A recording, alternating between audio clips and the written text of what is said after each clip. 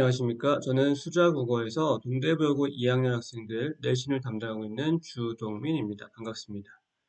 이번 시간에는 동대별고 2학년 2학기 중간고사 관련해서 과연 어떻게 출제되었고 수자에서 어떻게 대비했으며 또 앞으로 2학기 남은 기말고사 또 어떻게 준비해야 될지에 대해서 간단하게 설명해 드리도록 하겠습니다.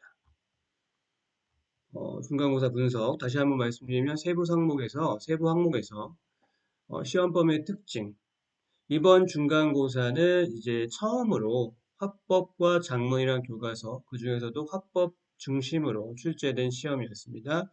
관련해서 시험 범위 특징 한번 살펴볼 거고요. 출제 경향, 실제로 그러면 어떤 식으로 문제가 출제되었고, 숫자에서는 그와 관련해서 어떤 준비 과정을 거쳐왔는지, 그 준비 과정이 실제 시험과 어떻게 연결되었는지 이렇게 살펴보도록 하겠습니다. 마무리로 기출 특징 다시 한번 종합적으로 정리해 드릴 거고요. 이에 따른 기말 대비 안내 간단하게 설명해 드리도록 하겠습니다. 먼저 시험 범위의 특징 한번 살펴보도록 하겠습니다. 앞서 말씀드린 바와 같이 이번 시험은 처음으로 화법과 작문 교과서 중심으로 시험이 기출되었습니다. 그 중에서도 화법 파트, 화법 중심 시험이었다 이렇게 볼 수 있어요. 그래서 사실 화법이라는 것은 말 그대로 대화 상황에서 여러 가지의 말하는 종류, 말하기 종류, 그것 관련된 태도, 그것 관련된 개념들, 듣기 방법까지 포함해서 이런 것들을 배우는 단원인데요. 그래서 사실 공부 과정 자체가 뭐 문법처럼 외워야 되거나 혹은 이해해야 될 부분들이 굉장히 많다. 혹은 이해하기가 어렵다. 이런 건 좀 덜한 편입니다. 그래서 학생들 입장에서도 공부 과정 어떤 개념을 이해하고 적용하는 것이 그렇게 어렵진 않았을 것이다. 하지만 학생들이 항상 준비하면서 좀 의문점을 갖고 있었을 거예요. 과연 어떻게 물어볼 것인가? 혹은 이 중에서 무엇을 물어볼 것인가? 그것에 대해서 이제 이 학교 내에 어떤 기출 문제가 없다 보니까 막연한 두려움 같은 것들을 가지고 시험 기간에 공부를 했을 거라고 봅니다. 교과서의 일단 범위가 크게 두 종류인데요. 교과서 안에서는 교과서 2단원 전체, 상황에 맞는 말하기, 말하기 전략, 대화, 잘못 됐네요. 면접이죠. 면접, 발표, 연설, 토론, 협상. 이렇게 교과서의 각각의 어떤 그 유형별로 구분이 되어 있고요. 그 다음에 교과서 밖에서는 이제 좀 폭넓게 제시가 되어 있어요. 고2 수준의 모의고사, 그 중에서도 화법 문제, 기출되었던 화법 지문들을 활용해서 문제를 출제하겠다. 그러나 특정하진 않았습니다. 그러니까 언제, 몇 년도, 몇 월 시험인지는 말씀해 주시지 않고 학년을 특정하셨다 정도.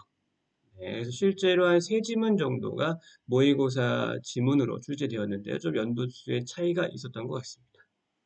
그리고 표준 발음법 규정 프린트를 제시해 주었고요. 요거 바탕으로 또 문제가 5문제 정도 출제가 되었습니다.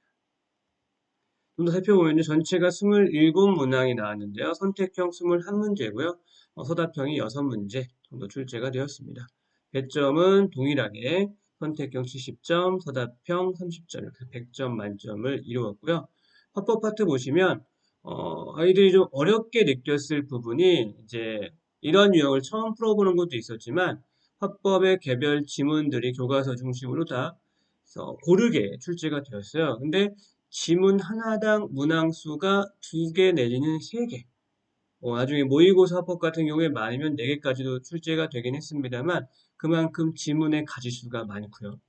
그리고 먼저 뭐가 예고돼 있었냐면 지문의 교과서 지문이더라도 약간 변형이 될 수 있다. 라는 예고가 있었기 때문에 학생들이 일반적으로 그냥 지문을 쉽게 훑어보고 넘기지 못했을 거예요. 그러다 보니까 전체적인 시간의 어떤 안배라든가 그래서 시간이 부족한 친구들도 분명히 있었을 거다. 이렇게 볼 수가 있겠습니다. 그런 부분도 난이도 그리고 결과에 큰 영향을 주었다고 볼 수 있을 것 같습니다. 그래서 전반적으로 헌법 파트, 교과서 파트도 그렇고 모의고사 파트도 이제 두루두루 고르게 출제되었고요. 표준 발음법에서 제 생각보다는 좀 덜 나온 편인 것 같습니다. 선택형 4문항, 4문제, 그리고 서답형 1문제가 출제되었는데 이따도 살펴드리겠습니다만 좀 어려웠어요. 표준번호법 한두 문제 정도가 좀 까다로웠다. 이렇게 말씀드릴 수가 있어요. 전반적으로는 좀 만만한 시험은 아니었다. 만만한 시험은 아니었다. 이렇게 말씀드릴 수 있습니다. 좀 자세히 그러면 살펴드릴 텐데 일단 저희가 기출문제를 어떻게 좀 보여드릴 수는 없어서 일단 큰 틀로 이제 파트별로 정리해 드릴게요. 출제 경영하고 학원의 준비 과정하고 좀 묶어서 말씀드리도록 하겠습니다. 첫 번째 파트는 학부 교과서 파트에 대해서 얘기를 해드릴게요. 일단 기출문제 보니까요. 학습활동 지문들을 활용했습니다. 약간의 변형 있었지만 그 변형이 막 놀라울 정도로 아니면 정말 낯설 정도로 그렇게 되어 있지는 않습니다. 이를테면은 원래는 뭐 세 개로 나뉘어져 있을 법한 내용들을 뭐 하나로 묶었다거나 아니면은 원래는 이제 학습활동 문항과 답안으로 되어 있던 게 지문에다 포함되어 있다거나 뭐 이런 식으로 약간씩 변형을 주었어요. 그래서 이런 부분들이 어떻게 바뀌었는지를 이제 확인하고 문제 해결하려면 지문을 좀 꼼꼼하게 확인하거나 읽어볼 필요가 있었을 겁니다. 근데 이제 그런 걸 바탕으로 기본적인 문제, 그러니까 여러분들이 학생들이 입장에서 반드시 맞춰줘야 할 문제들 출제되었습니다. 여기서도 중요한 건 선택지 안에서 주로 개념에 정확하게 적용했는지 이런 것들, 예를 들면 1번 문제 같은 것들이 그런 유형이라고 볼 수 있겠죠. 되게 쉬운 문제, 뭐 6번 문제, 8번 문제, 11번, 13번 문제도 넓은 의미에서는 각각의 어떤 화법 종류에 따라서 개념을 얼만큼 잘 적용할 수 있었는지에 대한 문제였다. 기본적인 유형이었다라고 볼 수 있겠습니다. 여기서 이제 조금씩 난이도를 높이기 위해서 어떤 일이 있었냐면 이제 모두 고르셔 형태의 문제죠. 그러니까 선택형 문제인데 이제 어떤 특징을 제시해주고 그 특징, 그 보기 같은 데다가 여러 가지 어떤 특징이나 이런 것들을 제시해주고 적절한 것이 몇 개인지 개수를, 뭐 기호를 찾는 것도 아니고 개수를 찾는 문제. 물론 기호를 찾는 문제도 있었습니다. 이걸 포함해서 이런 식으로 얼만큼 정확히 알고 있는지를 확인하는 문제. 그래서 교과서 시험 범위 안에서도 이런 유형의 문제로 난이도를 높였고 변별을 하려고 했다라고 볼 수 있겠습니다. 준비 과정에서 기본적으로 정규 수업 매주 일요일 혹은 토요일 날 있었던 3시간의 수업을 통해서 시험 범위에 대해서 정확하게 정리하고자 했고요. 주요 특징을 학생들이 숙지하도록 했습니다. 그리고 이것을 그 다음 주 평일 클리닉 시간이 있습니다. 학생들을 이제 와서 복습하고 하는 시간인데요. 쉽게 공부할 수 있다고 말씀드렸잖아요. 하지만 그렇다고 너무 가볍게 다루면 결국 정확하게 적용하지 못하게 되기 때문에 가볍게 다루게 하지 않기 위해서 클리닉 시간에 빈칸을 넣기를 기본하고요. 그거에 바탕으로 또 가져오면 제가 직접 학생들을 거의 1대1로 구두로 그 빈칸 이외에 여러 가지 것들을 확실하게 알고 있는지 중요한 부분들을 반복적으로 알 수 있게끔 클리닉을 진행했었습니다. 거기다가 덧붙이면 이제 앞서 이제 모의고사 기출이 이제 주로 특정하지 않고 출제된다고 하셨으니까 그 부분도 요 클리닉 시간 활용해서 기출 문제를 쭉 풀어갈 수 있게끔 유도했습니다.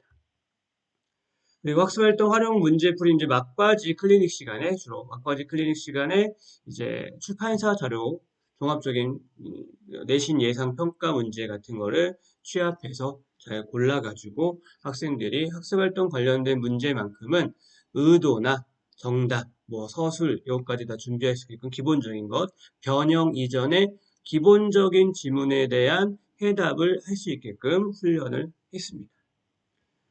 두 번째는 이제 화법 모의고사 지문에 대한 얘기인데요. 앞서 말씀드린 바와 같이 랜덤이었어요. 랜덤.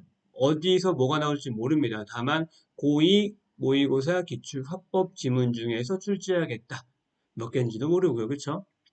그래서 저희가 어떻게 준비했냐면 일단 폭넓게 대비할 수밖에 없었습니다. 그래서 연도수를 좀 넓혀가지고요. 2015년부터 가장 최근에 2021년 올해 9월까지가 되겠죠. 기출됐던 고2 모의고사 화법 지문들을 죄다 모아서 학생들이 다 풀어보고 시험 볼 수 있게끔 준비해 주었고요. 그 중에 좀 주목할 만한 지문들, 그 중에 좀 연습할 만한 가치가 있거나 모호한 지문들은 같이 클리닉 때 별도로 풀어서 질문하게 하거나 아니면 수업 시간에 설명해 주거나 아니면 마지막으로 적중과 분석 때 반복적으로 제공해 주거나 이런 식으로 해서 준비할 수 있게끔 했고요. 실제로 세 지문 중에 거의 대부분의 지문들이 한 두 지문 이상은 거의 우리가 이미 풀어봤던 지문들이나 아니면 우리가 풀어봤던 지문과 비슷한 유형의 그런 형태의 지문들이 나왔다. 이렇게 말씀드릴 수가 있습니다. 그래서 지문에 대해서 낯설다. 모르겠다. 전혀 감을 못 잡겠다. 이 정도는 아니었을 거예요. 그러니까 결과적으로 그 문제 안에서 어떤 틀린 문제가 있을 수 있어도 지문에 대해서 좀 지문 자체에 대해서 어려움을 느끼는 정도는 아니었을 것이다. 좀 익숙하게 접근하고 파악할 수 있지 않았나. 그런 준비는 우리가 된 상태에서 시험을 보지 않았나. 이렇게 말씀드릴 수가 있겠습니다. 네, 화법 모의고사나 교과서 전체를 다 이제 아울러서 좀 더 우리가 짚고 넘어갈 지점은 서답형 문제가 쉽지 않았습니다. 나는 빈칸 넣기, 물론 앞서 이제 클리닉 시간에 빈칸 넣기 같은 걸 이제 연습했다. 그런 형태를 연습했다. 그래서 좀 그런 형태에서 우리가 출력한 연습을 하긴 했습니다만, 또 막상 또 새로운 걸 묻는 상태에서 빈칸을 넣으려다 보니까 학생들이 역시 쉽게 풀지 못했을 것 같아요. 시간도 많이 들었을 것 같기도 하고요. 고민도 됐을 것 같아요. 그래서 그런 유형의 문제도 많았고요. 특히 마지막 문제 같은 경우에는 담화표지 문제 같은 경우 담화표지란 개념을 사실 뭐 포괄적으로 들어본 적은 있을 겁니다만 이번에 뭐 교과서에 그런 게 명시되어 있지 않았어요. 그래서 이제 학생들 입장에서는 아는 사람들은 좀 아는 친구들은 좀 그래도 찾아볼 수 있었겠지만 담화표지가 뭐야? 물론 보기에 설명은 있지만 그거 가지고 또 제한된 시간 안에 촉박한 가운데 해결이 좀 어렵지 않았을까? 난이도가 높지 않았을까? 이렇게 생각을 해봅니다. 마지막으로 이제 표준 발음법 프린트 제공되었고요. 총 5문제가 출제됐다고 말씀드렸잖아요. 그래서 이것도 기본적으로 의문 변동이라는 문법 고1 때 했던 건데 그것과 많이 겹쳐 있습니다만 얘는 이제 발음법, 그러니까 조항에 따른 예시 단어, 그리고 예외 이런 식으로 구성이 되어 있습니다. 그래서 그런 부분들 특히 수업 때도 예외 중심, 헷갈리는 거 중심, 특히 음의 소리 우리 좀 신경 써보자. 사실 이거는 뭐 설명하기 좀 한계가 있고 주로 외워야 할 것이지만 외우는 것, 특히 예외 중심을 잘 외워보자라고 강조해 드렸는데 학생들한테 말씀해 줬는데 역시 음의 길이에 대한 문제가 좀 가장 까다롭지 않나 2번 문제였습니다. 그래서 빈칸에 해당하는 예시를 적절하게 찾는 건데 이것도 결국 원래 규정에서 예외에 해당하는 단어들 그것들을 얼만큼 잘 기억하고 있느냐 잘 암기했었느냐가 결과의 차이를 불러왔을 겁니다. 그래서 그런 부분들 그리고 또 뭐 거의 적중했다고 볼 수 있는데요. 뭐 그다음 뭐 이중모음 의사할 때 발음에 대한 문제 뭐 학원에서는 민주주의의 의로 이제 연습했었는데요. 이제 실제 기출문제 3번 문제에서는 자유주의의 의로 나왔기 때문에 뭐 그 정도 거의 큰 차이가 없죠. 그런 것들은 뭐 아이들이 좀 더 자신감 있게 좀 풀면서 시간도 절약할 수 있었지 않았을까라고 기대해 보고요. 마찬가지로 이중 니죽에 대한 그 예외 한 단어에 대해서 발음이 두 가지가 허용되는 것들은 주목해보자 라고 했었는데요. 그 말을 잘 듣고 새겨 듣고 암기 잘했던 친구들은 분명 좋은 결과 얻었을 거라고 좀 자신할 수 있을 것 같습니다. 하지만 전반적으로 시험이 학생들이 이제 이 화법 문제를 처음으로 맞이하는 기출이다 보니까 좀 시간이 걸렸을 것이고 그리고 그 가운데에서 이제 선택지 판단 혹은 소답형에 정확한 답을 기입할 때 좀 더 어려움을 느꼈을 거라고 볼 수 있습니다. 마무리 한번 해보겠습니다. 총평 및 이제 기말 대비에 대한 얘기를 해드릴 텐데요. 합법시험 일단은 교과서 마찬가지입니다. 뭐 문학도 그렇고 문법도 그랬지만 역시 시작점은 우리가 잘 중심을 잡아야겠죠. 교과서 개념 정리 및 학습활동 예시를 얼만큼 정확하게 인지하고 적용할 수 있는지 거기서부터 출발이고요. 쓰는 것도 그렇고 선택지 판단도 다 거기서 출발입니다. 이 점을 우리가 되새겨야 될 것 같고요. 모의고사 기출문제 지문 아마도 이제 기말에는 뭐 화법 대신 작문 중심일 거라고 예상이 되는데요. 거기도 이제 모의고사 기출이 있으니까요. 같은 방식으로 좀 폭넓게 제시되지 않을까라고 짐작을 해봅니다. 그러니까 폭넓다 보니까 이걸 미루게 되면 답이 없어요. 급합니다. 문제 푸는데 급해지는 거죠. 그러지 말고 좀 여유 있게 우리가 뭐 수능 공부하듯이 꾸준하게 접근해 보면서 각각의 개별적인 지문에 대해서 교과서의 어떤 개념들을 적용할 수 있느냐.